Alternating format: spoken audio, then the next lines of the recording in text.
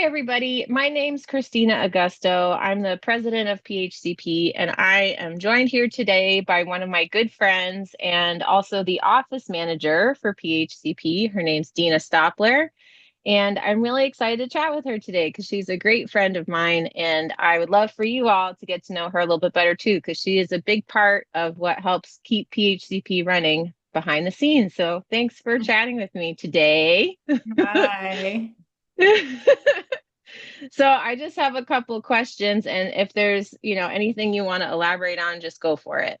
So my first question is, what's your earliest memory of loving horses? Oh boy. Well, my really good friend Jody and I grew up in Canada and we lived in this small town called Rocky Mountain House and we used to just like bike everywhere and um we were in grade two, I think.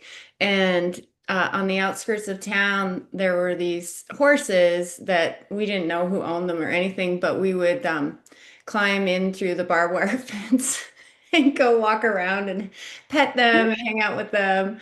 And eventually we got brave enough, and I put Jody on the back of one. And so, yeah, that's my earliest memory. And then her dad ended up getting horses. And so we would go ride in the mountains in Cochrane, which is just outside of Calgary. And we would go ride, and he had a cabin up there, and he always had thoroughbreds, and they were pretty green. So yeah, that was fun. I had a similar experience too, of like where my friend and I would sneak out in the field. I think all little kids Yeah, back then, when we were under supervised, right? We would do right. crazy things like that. In the good old Oh, days. yes, the 90s childhood. Yeah. Yeah. So then, like, fast forward a little bit, you've been obviously interested in horses and stuff your whole life. So what got you interested then in hoof care? What sparked that love for you? So out west, all of my farriers were men, and there's just one in particular that I remember, and he was super cool. His name was Rod. And so I had only met male farriers and then traveled around the country, eventually went to college, got my degree, started working. I ended up in Vermont, started working at the University of Vermont, and I just hated my job. I was in front of two computers all day editing medical journals. And so I started volunteering at a natural horsemanship center.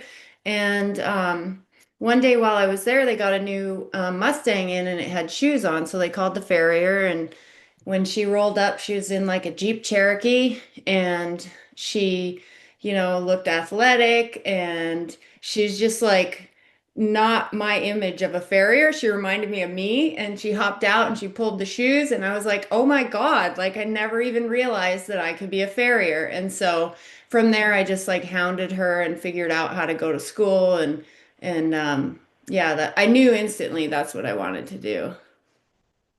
I know, just like knowing you and knowing how you are, I can kind of picture that moment where you're like, and this is what I'm gonna do. And you just Yes. like I go for knew it. right away. Like I was just like, oh my God, I can be a farrier and I can make a living and I can be with animals and I can be with horses. Like, yeah, it was pretty awesome because I didn't think initially I wanted to have a ranch in Montana like when I was in high school. Anything's cooler than where you grew up, which Alberta's just above Montana. But I figured I'd have to marry into that kind of situation, and also any other horse thing, I didn't feel like I'd make much money.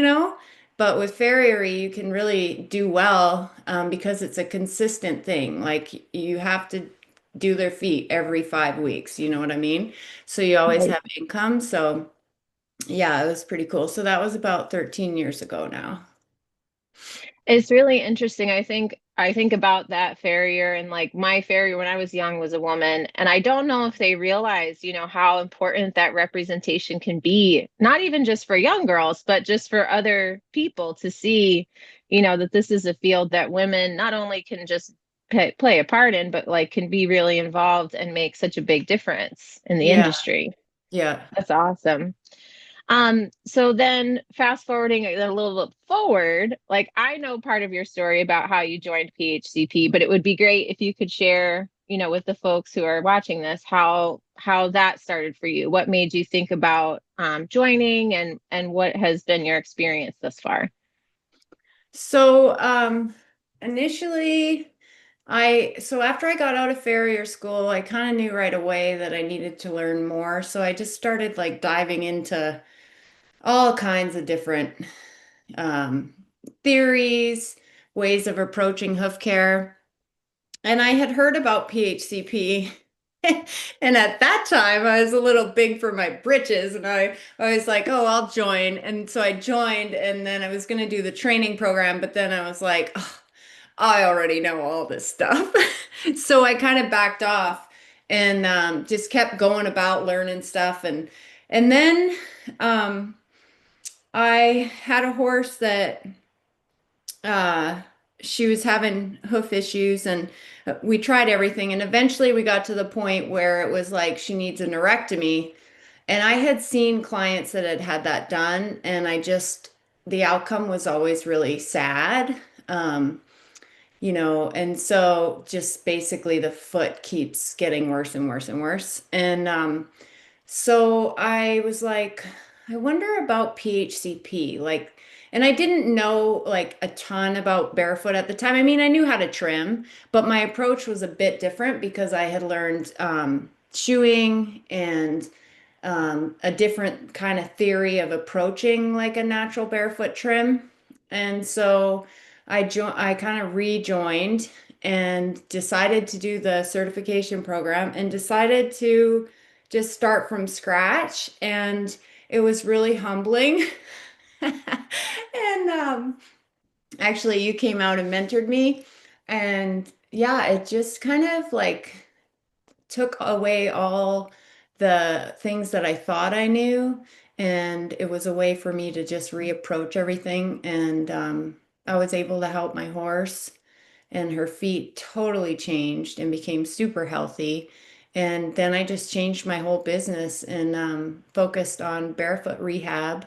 At the time, I was still doing glue-on shoes, and I kind of stopped doing those. And now I just do trimming, and then I'll rehab with boots. And then there are people who just, the boots don't work into whether it's their lifestyle or their abilities or their management. And so in those cases, I refer to shoes, but otherwise, it's really rewarding to focus on just like barefoot with boots for rehab if needed. So that's kind of, yeah, I did a whole like 180. I remember that day very well. Like when I came to work with you, I was terrified because I was like, oh gosh, what do I have to teach this person? Because you knew a lot already. You had done so much, before. And I was like, what am I going to teach her? Like, I don't even know. But I remember one thing you said, and it always sticks with me for some reason. There was something I was doing. I think it was like we were adjusting the toe plane on your little gelding. Yeah, Because he was a little bit negative, I want to say, behind. And I was yeah. like, oh, like, have you ever done it like this? You're like, no, but I love that you would. Yeah, yeah, The because way you you said that. lowered his toe plane, but you took way more than I would have. And I was like, oh my gosh. And a couple things that stick with me is that measuring the collateral grooves and the apex of the frog, the depth there, that's not something that I was routinely doing. So that was huge for me to assess the foot differently. And then also, I remember saying to you, um, why would you rehab a horse without shoes when I can put shoes on them and make them sound right away? And you were like, yeah, but they're not sound because you pull the shoes and they're still lame. Like, we're trying to get them sound without having to use the band-aid of the shoes. And I was like, oh, that's right. And then one more thing that was huge for me was really taking seriously the health of the frogs. Like I had yesterday a client that kind of came back to me. Her horse went to like a show barn, and so she just brought it home for the winter. And we pulled the shoes, and the mare has a really big bacteria track in her toe. And as soon as I looked at that foot, the frog is completely like super deep central sulcus. So I'm like, well, I can tell why this happened because she got really bad thrush and now she's walking on her toe and now her lamina is separating. And like it just reinforces the fact that the frogs really need to be healthy. And before it wasn't really, I mean, it'd be nice, you know. But now it's like it really needs to happen. So that was really Yeah. cool too. Yeah, that's huge. And I find that that's one of my biggest things that I'm always hammering home to my clients too. And I know you do too, because we talk about it. It's one of those things where a lot of times it gets glossed over, but you're chasing something that you think is the problem when in reality, like it's always the other side. I think that's Yeah. been my biggest takeaway, even just from teaching, is teaching students to not just look where you think the problem is, look at the opposite side of the foot or the Yeah. opposite side of the horse even, to see like where is this coming from. So I'm with you on that. It's really a huge thing, very important.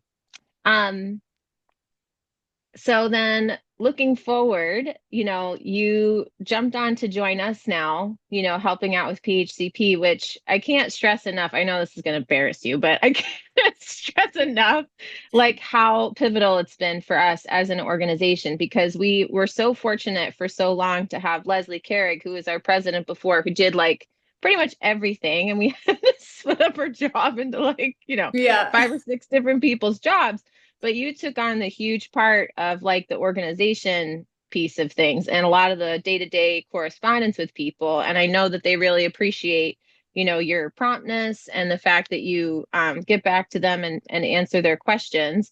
I just wanted to ask like what your experience has been because it's been almost a year that you've been working for Wow. us. Yeah. I know it's crazy, right? So what have been like your favorite things about this year or just things that have been interesting for you? Um, well, let me think.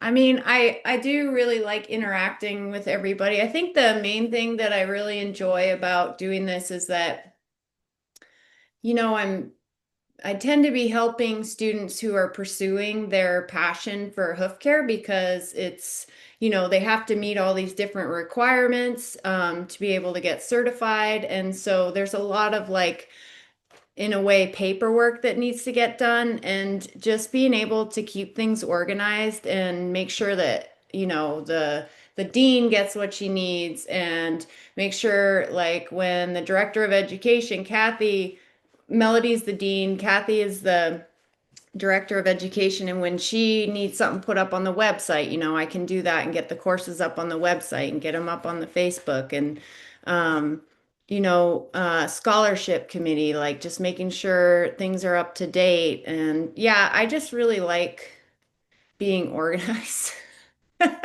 So The way I it picture allows me. you, no, the way I picture you sometimes is like the old school operator, like having to pull out Yeah. the jacks and plug them in other places. Cause I feel like that's a lot of what we do. And people don't necessarily realize how much of it that takes. Like even just walking through the steps of like when someone does a mentorship with somebody, Hmm. then we fill out their evaluation and then it has to go right to the dean.